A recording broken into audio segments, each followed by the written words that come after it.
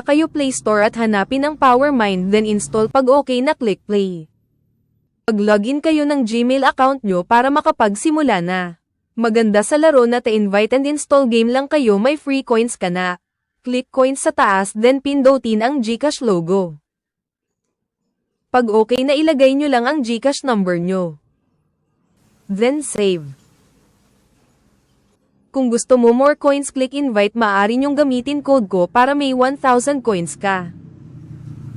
At mag-invite ka then ipagamit mo referral code mo para may makuha kang maraming coins gaya nito. At ngayon maglalaro na ko click challenge lang then sundan ang step tandaan mo lang ang nasa pic dahil yun ang hahanapin mo.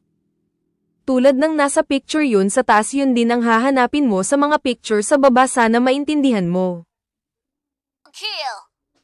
Okay na pindutin lang ang claim 10x kung gusto mo more coins pero ako no thanks paipidutin ko. Click claim para makuha ang diamond. At ngayon punta tayo sa free games, dito ay maraming laro at para makakuha ng coins i-download mo ang nga games para makakuha ka ng coins. PM lang po kung naguluhan kayo thank you.